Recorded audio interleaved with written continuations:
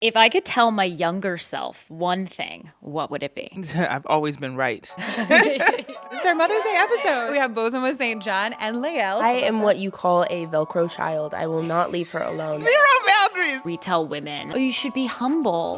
I like to brag on my kid. I'm like, yeah, that's mine. Lael, you are actually the one who greenlit Real Housewives of Beverly Hills for Mom. People feel like they know me, but they hadn't been inside. What do you think now that you've opened the doors? Welcome to Broadlines, A weekly video podcast by the Female Quotient. where real headlines meet real conversation. I'm Natalie Lizarraga, journalist and news anchor. And I'm Ray Williams, an entertainment, lifestyle, and culture journalist. I don't know if you have noticed this, Natalie, but there's somebody that I bring up every single episode to the point where she has asked me why I talk about her so much. Oh, so you talk to your mom. It's my mom. It's not a big secret. She was like, why do you talk about me all the time? I'm like, girl, because I love you. You are excited about today's guest. I am. I know you are. I'm a very, very big fan. And then we have a bonus today because we also have the daughter of the mother that we're talking about. And that's what makes this conversation so special for our Mother's Day episode. So we have Bozoma Saint John and Lael. So welcome to Broadlines. Thank you. We're getting a nice Have you little guys? 2-for-1. I know. Yes. And I did ask you before we started the show, is this your first podcast together? It is. It is our first podcast together. I'm Here very at excited. CFQ, we love to be the first. We love in a to be lot the of ways. first. So before we jump in, I want to read a little more of some of your accolades, Boz, because we're going to give you every one Look, of those. every single one. Every Read single them all. one. We can just right? sit back. Everybody relax. So, all right. The Hall of Fame CMO behind iconic moments at Apple Music, Uber, Endeavor, and Netflix, where she was the company's first Black C-level executive. Forbes named her the world's most influential CMO. This is one that I'm jealous of in so many ways, is that Harvard Business School wrote a case study about her. Why was that not a thing when I was in college? Like, I would have liked to have studied you. You've built a hair brand called Eve by Boz. You mentored the next generation on NBC's On Brand with Jimmy Fallon. And you're currently holding a diamond on The Real Housewives of Beverly Hills. So, yes. By the way, like at Harvard, based on that case study, I ended up teaching some classes there. Yeah. And I'm like, why? Can you imagine? Why were you and not in the school? funny thing is that when we were writing the syllabus and I proposed it, they didn't like the name of the class and tried to get me to change it. From And I was Anatomy of a Badass? Yes, girl. They said we can't have ass in the name of a course here. And I was like, You very much can have ass in the name of a why course. not? I'm like, I don't understand. This is a, school of higher learning. I think ass is a good word for us to learn about. I think that's the first class I would sign up for. It's like one with Oh, yeah, ass in I'm the sure title. there was a Take wait that. list for something like that. I recently lived in Boston for 5 years, so I right next to Harvard, so I know the lifestyle there and the pretentiousness that they put to that school. But how did you get them to then agree that ass was going into the curriculum? Oh, just because I said, well, then I just won't do it. Oh. The Sometimes you value. just, sometimes you just got to stand on the business and know that it's okay if it goes away. Yeah. Because sometimes people will be like, well, then sorry, we can't. And then you turn around and Yeah. you leave. Yeah. That's That is okay. So you have that Harvard course. Your Instagram handle is Badass Boz. We Thank love you. that. like it's on brand. You told Emma Greed in a podcast episode that you did with her on Aspire that excellence is a baseline. Yes. You've also said that publicly that your mindset has always been that you will win, not Yes. like if or when, No. but you will win. And that level of self-belief, I think, is genuinely rare. And it's also gotten you some blowback. So Oh, girl, please. where does that belief come from? And what do you say to people when they call it arrogance? Well, that's the thing. I think people are very angry at the audacity of a Black woman to believe in herself. The funny thing is that it goes far beyond just believing yourself, even when you have the receipts to back it up. People get mad at me at my audaciousness of thinking I'm beautiful. They get mad at my audaciousness at thinking that I'm able to raise a daughter on my own, even though it was unwilling. It's like, that's what happened, and here we are. They just get very upset about it. And I find it more curious than it is damper to how I am. And so even though, I understand the question of, well, how do you just keep going, or what do you do? And I'm like, but why wouldn't I? Yeah. It doesn't make any sense to me. Their problems with me have nothing to do with me. It's not my business. Well, what do you do a when great way to think people about it. say to dial it back? Because I know that's something that you've heard more than once yeah. throughout your life. Well, I've given this analogy on a few occasions, and so I'll do it here, which is that this is what happens, okay? Now, we're in California, so you see the sun shining, okay? People look at the sun and they're like, oh, it's so wonderful. It's beautiful. I love being in it. Oh, it's shining on me. I just want to be outside. And then maybe somebody is like, you know what? I think I want the sun inside of my house. It's so great. So they bring the sun inside of their house. And then they're like, oh, God, this is too bright. This is too hot. You shining too much. Can you just dim it down a little bit? The problem is you can't do that. Because the sun is the sun. Yeah. The sun was as bright when it was outside. You just brought it inside your house and then you weren't prepared Right. for how brightly it shined. And that's often what happens to me. I'm like, you look at me out there and you're like, oh, you're so brilliant. It's so amazing. Oh, look at her. She's a badass. And then I come inside of there. And everybody's like... And I'm no different than you saw me outside. You're just like, ooh, golly. You're like this 100% of the time. Yeah. And yes, that is true. There's a lot of things in culture right now where we tell women, oh, you should be humble when you get to a certain place. Oh, you should be grateful you're here.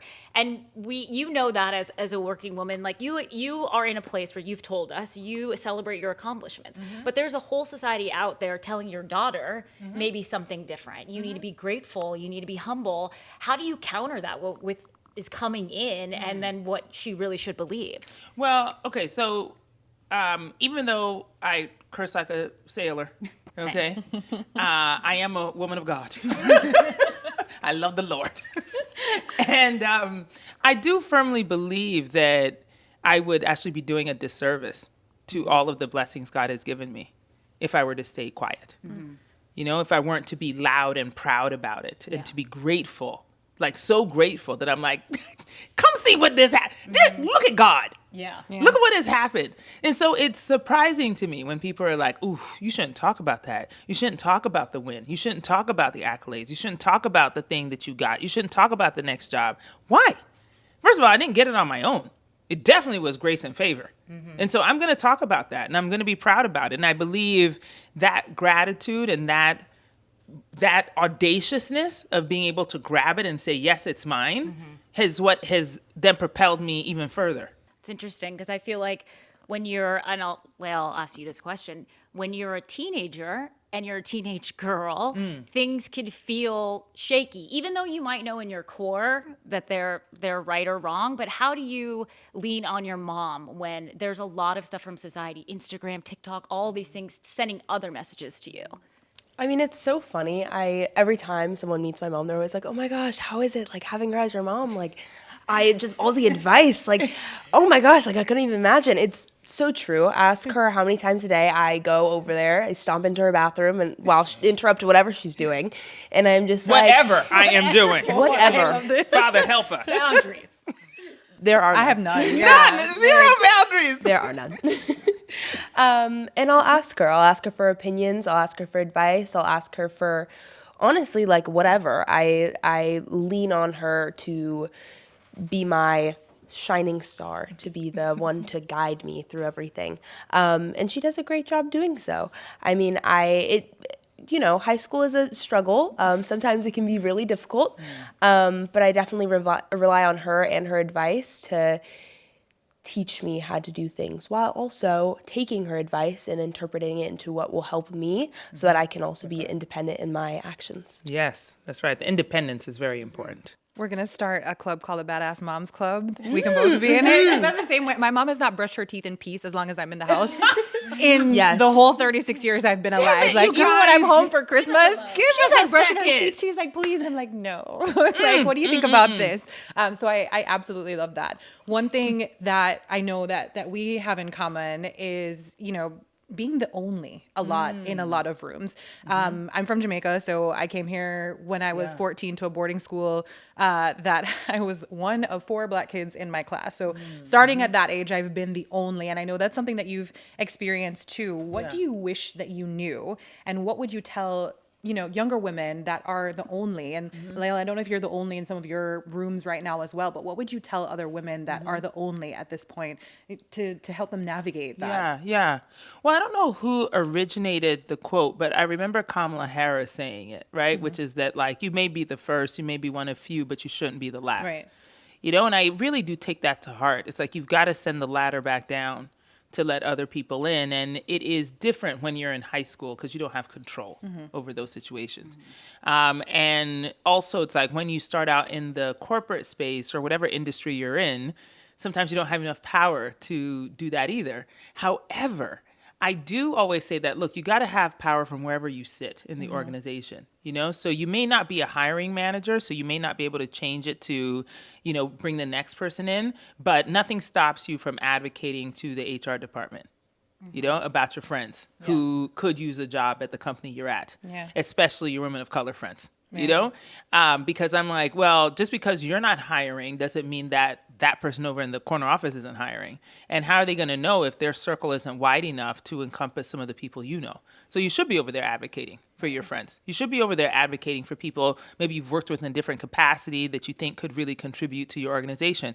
Don't be the only one. You know, advocate to get somebody else up in there. And more times than not, it'll actually work. It'll actually work. It will. Yeah. I know that it feels impossible because it's like, oh, these structures and these systems. And yes, I agree. But we've made it through. You know, I mean, some of us have like some real wounds to show, but you will make it through. And so what you have to do is begin advocating. Also, you have to get good at practicing that. Because just because you climb the ladder doesn't mean it gets any easier. You know, it's like because when I was the head of global marketing for Apple Music and iTunes, it is a true story, which I've also told publicly before, that I looked around, and of course, like Apple Music was, you know, the tip of the iceberg for pop culture and how we're trying to move culture into streaming, right? Very, very early days. And I felt like, you know, look, the algorithm is not enough. Like, we need tastemakers. We need people who understand what's happening on the ground and who can, like, feel the spirits in the air. And nobody does that better than women of color. That's just, this is a fact. Please don't argue, okay? Argue with your mom. With your mom. In fact, if you want to argue on this Mother's Day, argue with your mom about it. And I started hiring exclusively women of color. And then one day, HR called me and said, you know, we realize that there's a lot of up on it. there's something going on Interesting to hear what here. Should we give you additional resumes or what's happening here? And I was just like, no, these people are qualified. Is there something wrong with it? Like, are they doing a poor job? Have I mismanaged it? And they couldn't answer the question. And so then I turned and I said, well, look, like, we know that there's a problem in tech. Yeah, we know that. Right. And so if you're coming to tell me this, did you tell homeboy down the hallway that? You go over there and look at his track record of who he's hired. You certainly didn't give him that feedback. As well. So, and then, by the way, if he needs some resumes, I got them, so I can send them over there. And so for me, it's like, look, the rise in your power doesn't keep you from feeling afraid to send the ladder back down or to expand the diversity in the room. It just gets harder. So you got to start practicing early. It is interesting to hear you say that, because you would think getting to the top of your field, maybe those fears would go away, but they're still very much present. Yeah, the spotlight is just brighter. You know, by the time you start climbing, it's like, look, more people see you and more people have opinions about everything you do. Yeah. But you're still the sun. Yeah, girl, it's still shining out here. Your memoir is called The Urgent Life, which I think is so interesting because, you know, the story there is that you felt this urgency to not stop, even though there was immense tragedy that was happening around you. Yeah. When you live your life day to day, do you still have that sense of urgency, let's say, on a Tuesday? Oh, or just absolutely. On a regular day? And how... Lael, I want to ask you too, do you feel that? Yeah, I mean, the easy answer is yes. I still feel the urgency. Now, the thing is that I think there needs to be a little bit of clarification about what urgency means, right? Because I think a lot of times people feel like that's just like some sort of like adrenaline-filled like movement and you can't rest and can't relax. Urgency is not that for me. It is more intention than it is about speed. And so I am constantly thinking about what is the thing that I want to do, and I am urgent about that. Okay. And I don't let anybody sway me from getting that. And so to me, it's like, look, I can be urgent about any goal. It could take me 12 years to get there, but you best believe nobody's going to sidetrack me so that it takes me 15. You know what I mean? Yeah. And so that for me is what is urgent about my life. Like, I know the things I want to do. I know I don't want to waste time. You know, I don't want my days to go and just feel like nothing has happened, you know? And I think also, you know, what you alluded to from my book, Lael's dad, my husband, died 12 years ago. And I knew very well when people came up to me in the receiving line at his funeral and they said, you know, we're so sorry, he died so young. I knew they were right. And at the same time, I was like, oh man, like he didn't get a chance to do half of the things he wanted to do. You know, and that was part of my sorrow. That was part of my grief. It wasn't just our loss, but his loss. Yeah. You know? And so as I thought about it, and even over the years, and even when I was writing my book, and I found the epitaph, which is by Diane Ackerman, and I'll paraphrase it. She says, I don't want to get to the end of my life and just have lived the length of it. I want to have lived the width of it. Wow, that's powerful. And that is what changed my relationship with urgency. Because I'm like, look, I don't know when I'm going to go.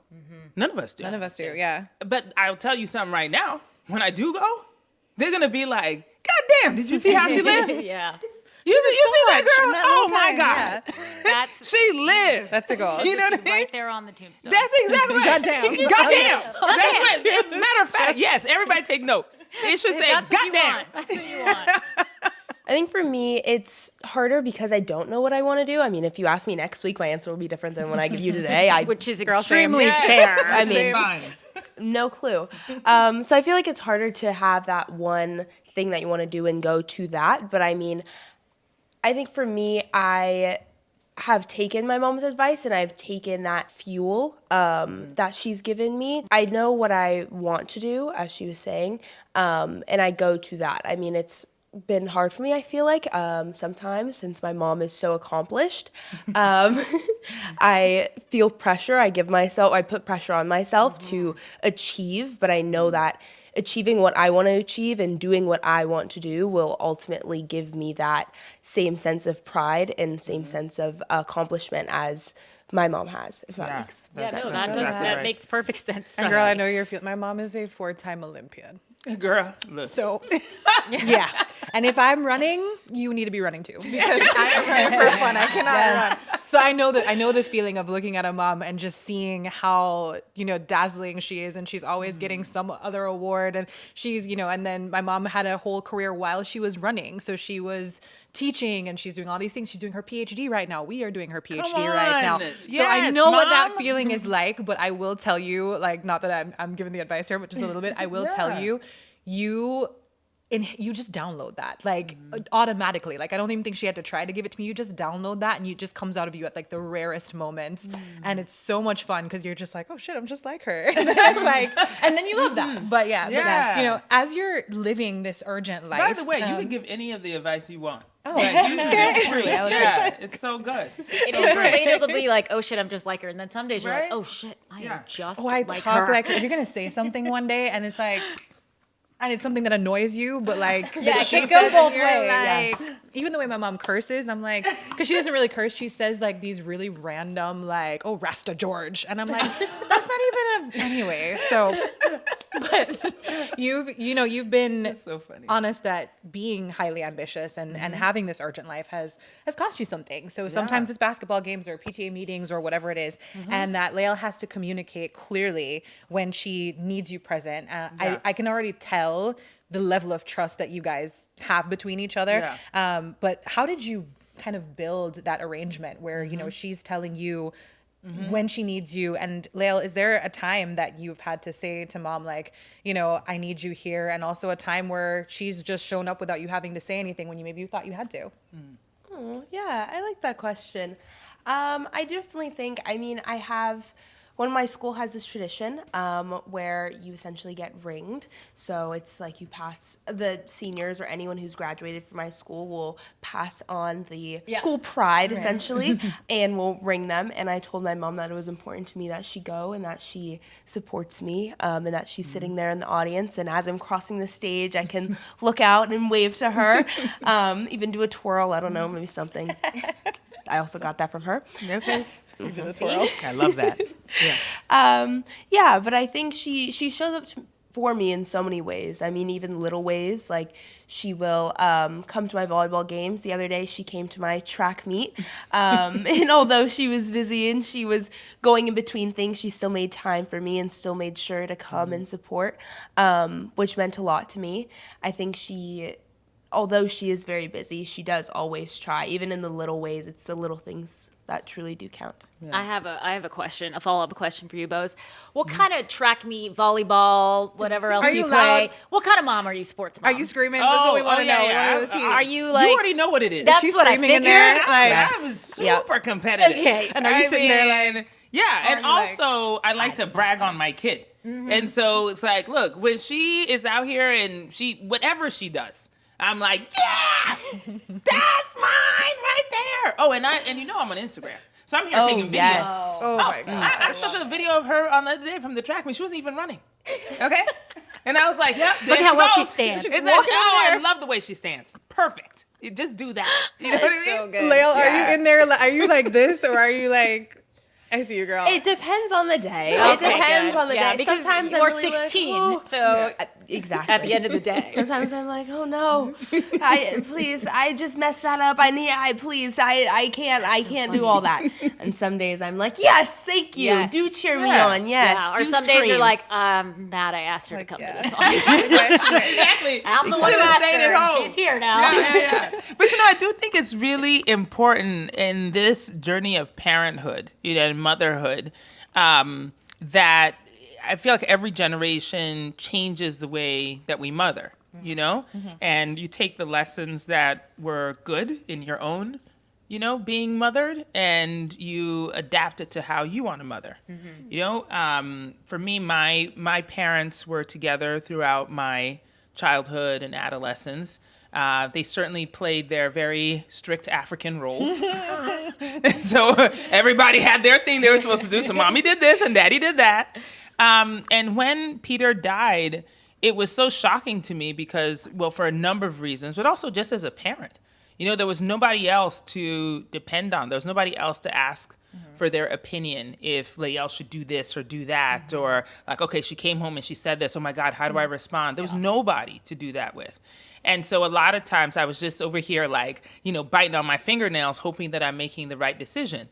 And in terms of like the managing of my schedule and time, one of the very conscious decisions I made when she was 4 was that I was going to give her enough responsibility and enough respect to ask her opinion on my schedule, meaning that I trusted that even at 4, she could discern between what she really wanted me to show up for and what she didn't need. Yeah.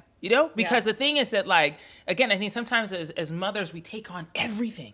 You look at that school schedule and you just put everything on your calendar. And then we don't have time. Then we're tired and we're burnt out. And so I'm like, hey, little girl. When do you need me? She knows already. I call her little girl all the time. Little girl. She does.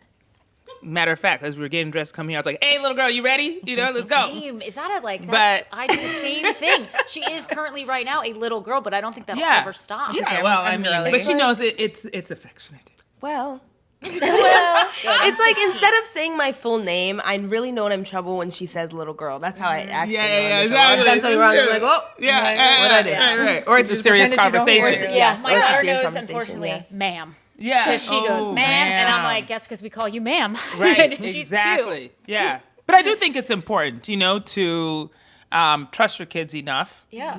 to be able to input into how you manage your time. And the conversation we had at that time, many years ago, was that she was going to be able to discern, when she really needed me someplace and not. I mean, just the other day, there was an event at the school. I have it on my calendar, but then I had a conflict with a dinner I needed to attend.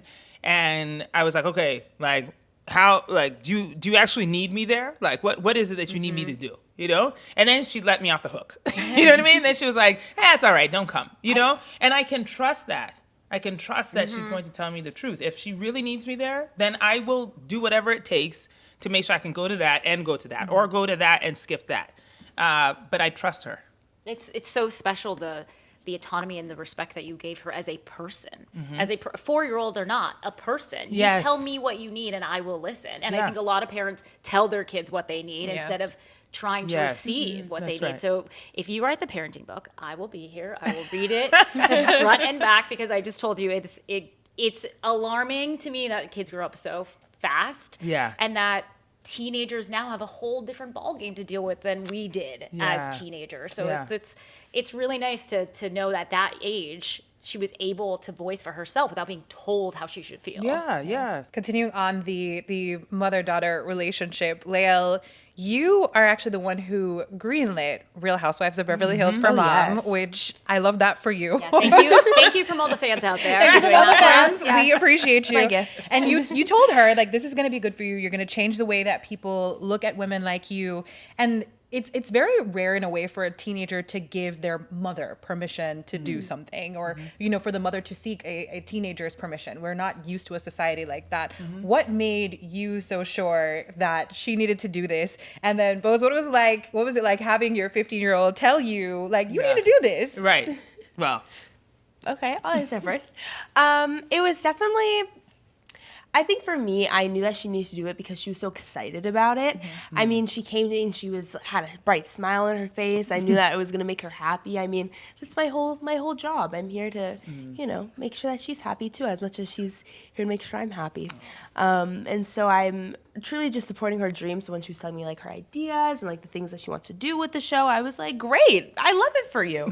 You should do it. Do that. I love it. Yes, and so I'm always here to greenlight her ideas, especially the ones that she's excited about and the ones that she feels confident about. So yeah. yeah. And for me, I felt like, I've very famously said I don't seek other people's opinions or, advice on my life. Because oftentimes people will give you input based on their own fears and limitations. Even though they love you, even though they want the best for you, they're still going to tell you things because they're like, oh, I don't want you to get hurt, And there were so many people, I can't even begin to tell you, who are, in my corner, who are cheering for me, who are like, oh, sis, don't do this. Like, you have a Hall of Fame career, you're well respected, don't get on TV and fight with these women. And I was like, oh, but is that what I have to do? Because maybe there's also other aspects of this that will be beneficial. But the reason why I asked Lael her permission was because I knew that, look, this is different from me going into an office outside. This is now bringing that son inside. Right. That's bringing the cameras into what is actually our very private home life. Yeah. It's like people feel like they know me because I'm public about my my career and the challenges there, and even, our grief. So people think they know, but they hadn't been inside. They didn't see the way I mother. They don't see the way Lael is on a daily basis. They don't know what my relationship is like. They don't know most things like that. And so I wanted to make sure that she was as comfortable with the idea of opening up our doors to the world as I was. And of course, everybody's going to have an opinion, too. Yeah, and if she said no, it would have been a no. Yeah. What do you think now that you've opened the doors? Because them doors are wide open. I mean, we Wide love you for open. it. We're like, thank you. I'm at the But nail salon. I I'm imagine like, it must be so different now. It definitely is. It's different than I imagined, but for sure. It's definitely rocky sometimes, but no, I think I'm still glad. I think overall it still makes her happy, and so I'm still cheering her on and still supporting her always. Yeah, it's definitely very different though. I think everyone having a perspective into our life, or having being able to have true opinions on what we do is very interesting. Like people come up to me at school and it's like, oh my gosh, like the inside of your house is so pretty, and I'm just like, Well, no, that's okay. fair. That is Right. Or you. even But- the most recent one, where your birthday present. oh yes, Girl. my car. I'm sure Yes. you got a lot. Yes. What? Yeah. People had so many very strange opinions Yeah. about whether or not I could gift her a car. Well, Which not is just funny any car, 'cause- but you know what I'm saying. You got a good birthday She got a gift. good birthday Yeah. gift, but she's a great kid. Yeah, and and she that's also the prerogative. presented for it and did a great job of like convincing me and making sure that her arguments were a good sound. pitch. You know, yeah, she made a great pitch. But she does that for everything, you know, Christmas presents, her birthday trips, all of that stuff. She presents, she has great defense. And again, she's been doing that since she was little. And so for me, I was like, no, the girl deserves it. She did a great job. I do have a question for you because that is your mom. And so you see some of these women aren't so nice. And do you, because I would feel some type of way if people were coming after my would mom. fight. I know Ray, we would be talking to Ray behind glass at this point. I would fight. She would be Personally. joining us from We'd be somewhere gathering else. bail money. Yes. She would be joining us live from a different place. But I wonder, like, to be vulnerable, but like sometimes it has to feel, I have no other word for it, but like icky and not right sometimes. So how do you deal with like, you welcome this in and you're young and this is all new, and then like, whoa, I don't like how they did that to her or portrayed her in a way. Yeah. I think I know who my mom is, and that's most important for me because I know who she is, and no matter how the internet will make her look or how they'll portray her or how they'll talk about her, I know who she is, and I hope I know her heart. I think also maintaining conversation with my mom and talking to her about all these things, also being like, hey, I will fight this woman. I don't care that she is 50-something. I really don't care. I'll come with you. Please. It's real, but you gave me chills when you say you know who she is and you know her. So no matter what people say, you know the real your mom. That's really touching, actually. Thank There you. are two scenes from the show. One that our showrunner and I texted each other immediately when we saw it, and that's the engagement, of course, and your part in it. We were like, Lael! We literally, that was a live scene that happened. And then also, Boz, your IVF journey, which is, you know, like I've been through 6 rounds of egg freezing. It's traumatic, to say the least. And then, you know, to do that on TV, to watch your mom go through this, what did it feel like for you to share that journey so publicly? Even though you're already public, this is, I think, more public than you'd ever been. Personal. And then as a woman growing up, to watch your mom, you know, kind of go into this new chapter and try this thing, and you know, all of the different emotions, including the grief and the disappointment that comes with it, but then also to see her have someone by her side, you know, after all of these years to do that. How did that feel for both of you? There's so much to unpack in that. There's so many layers. Because first, yes, it has been the two of us for a very long time. And I have been very intentional on who comes into our life, you know? And so it hasn't been easy, you know, for me to decide that like, okay, this person now is coming in, you know, and is in our space and in our home and, you know, in our safe space, especially as it relates to her. Also, because I had very difficult pregnancies, I had sort of packed away the idea that I would have more children. Aside from the fact that Lael told me when she was 3 she didn't want no siblings. Okay, and she stuck beside that for all these years. And Yes, so and I did. she literally, you know, like most toddlers are like, I want to let Well, our yeah, I'm brother waiting say-" for mine to say it, and I'm like, first of don't all, let say me just go off track for 1 second, because she came home from preschool. And one of her little classmates had a new baby brother or sister. Lael was horrified. She came home. She was like, "This is." So she literally sat me down. She's like, "I don't want one of those." You're not planning any of this nonsense, are you? Oh my God, little Sadie got a little brother. She was like, "No, don't you?" No, don't I you was start?" not here for No, it. she was not here for it at all. So I knew that also, even though she's not in charge of my womb, but I knew that she wasn't necessarily a fan of the idea.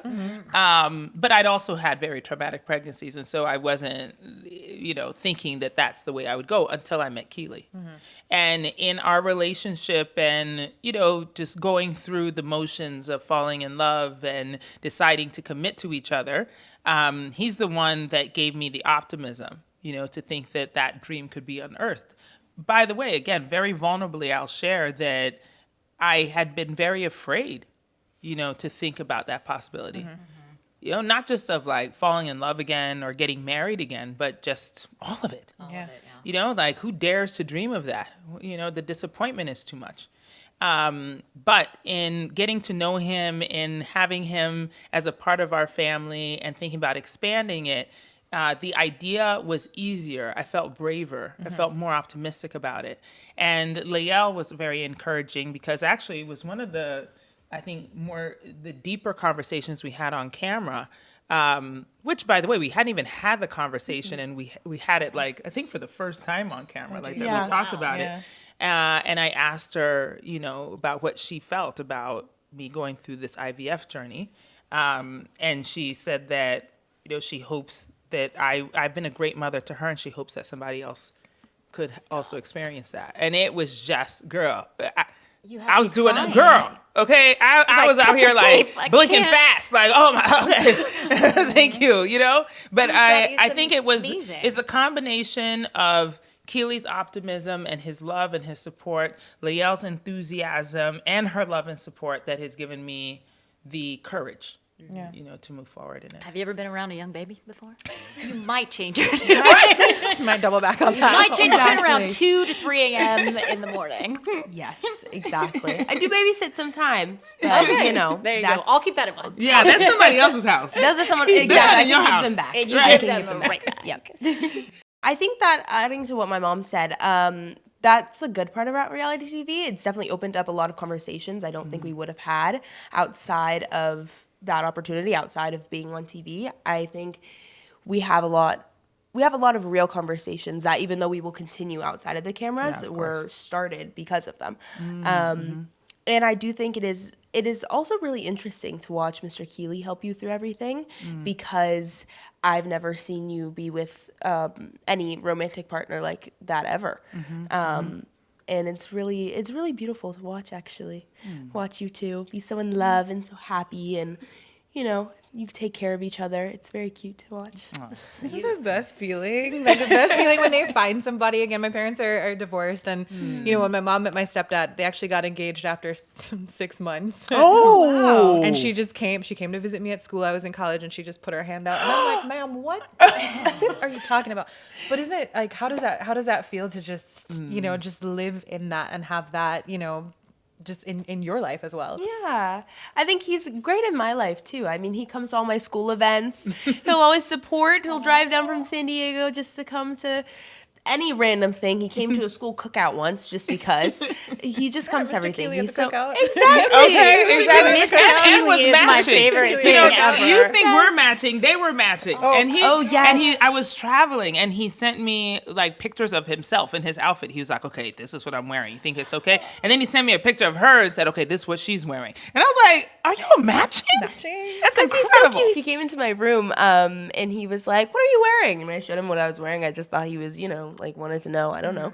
And he was like, "Okay, well, I'm gonna wear this color and this color. Does that match with your outfit? Can I? You want me to change the top, the bar, or the bottom?" So I was like, "How about these shoes? What about these shoes?" I was like, "I like those. That works." Yes. That's amazing. But he's so That's cute. amazing. All right, so this is for both of you. So for each of you, just fill in the blank after the sentence. Okay. So the thing that nobody tells you about grief is It's lonely. How it hits you unexpectedly. That's very good, and that is very Yeah. true. It kind of can just drop on you even when you think you're doing okay. Yeah. The best thing my mother ever taught me is The best thing. Gosh, so many things. To be proud to be African. Yeah, To be assertive. I love that. that's a good answer. I knew I was going to be okay when When I felt it in my spirit. Yeah. My intuition told me. From her. Girl, exactly. if I could tell my younger self one thing, what would it be? I've always been right. Okay. That's a good Girl, one. okay, is a yeah. good one. Always. No matter what other people say. No, You they were didn't know always what they were talking about. I think you'll figure it out. Yeah, it's nice. people think being a strong woman means blank, but it really means blank. People think being a strong woman means being immovable, but it actually is being flexible. Hey, yeah. Can you elaborate on that just a Yeah, bit? just meaning like I love analogies, so I'll just use analogies. Like, if you cook spaghetti before, right? If like you are so stiff that you're thinking that, okay, I'm never gonna move from this position, all of that, you snap and break under pressure. If you cook spaghetti and it is nice and loose, it's like you could throw it against the the wall, you can like pull at it a little bit, and it's still going to be its same shape. And so I think the strength is actually in being nimble versus being rod straight. Yeah. We might write a book based on this podcast. That's a good one. Thank you. Ooh, that's a hard one. I might say ditto. I might, Yeah, you're allowed to. You're allowed to piggyback. yeah. Yeah. The thing that looks like a setback but was actually a setup is. That's a hard one. Yeah, That's that's a hard one for me to say. Yeah.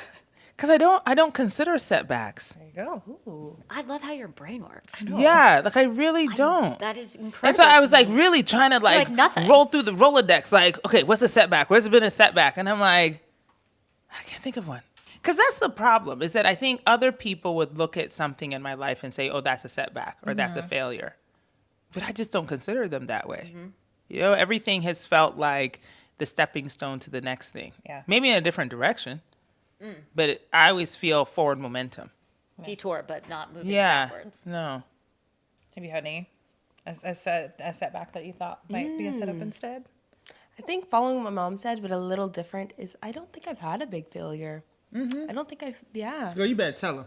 I don't think I failed at anything yet. Good. Or not yet, ever. Yes.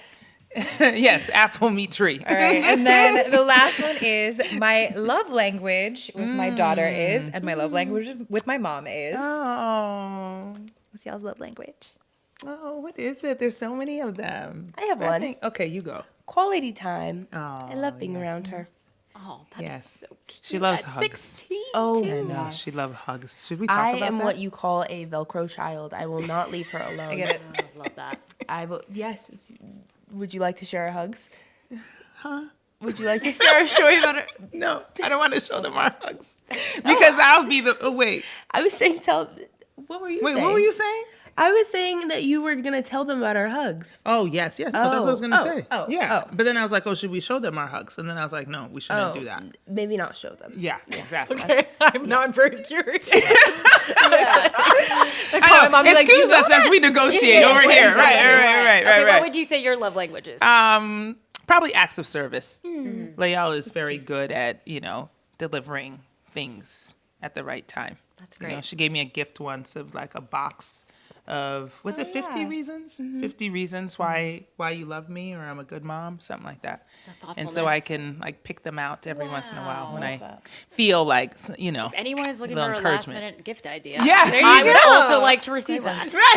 There you go. Okay, so the hug. You would like to share a hug story? Well, here's the thing, is that I am not a hugger per se. I'd like a quick hug. It's like I see people, I don't mind coming in and being, when I came in today, gave everybody a hug, but it's quick. And Lael is a lingering hugger. I am. And so we just have to negotiate the amount of time that's in the hug Yes. so that she doesn't feel shunned and I don't feel smushed. Yes. Yes. So every hug is essentially me giving her a hug, and then she will pat me on the back, and I'll be like, no, more. And then she'll be like, okay, 2 more seconds. And I'll be like, okay. Every hug is a negotiation. Yes. Well, it's I a good skill love to that. learn early on, I would think. Yeah, exactly. You guys, thank you so much for sharing so much with us. We really, this really was appreciate great. it. It was really eye-opening and really refreshing, too, because as a mother of a daughter, I'm always anxious, but Yeah. it feels like you've got to figure it out, so I maybe have you on speed dial. You're gonna figure it out. This is great. And as the president of the Badass Moms Club, hey, which we are now, we're the only members. If anyone else wants to join that Badass Moms Club, That's so it great. is so refreshing, I think, to hear of a relationship and just see a relationship that is in a universe that can be so toxic sometimes, that is not susceptible to, the outside criticism, because what you guys have built is obviously so strong. So thank you guys for being on Broadlines today. We really appreciate you guys coming. We love it. Thank you. Thanks, guys. And our Happy first. Mother's Day to everybody. It's our happy Mother's Mother's Day. Day. episode. Happy Mother's Day to all the moms out there. Yes. Shout out to Kathy. I'm mentioning you in every episode still, so Shout out to Kathy. We love it. Aw.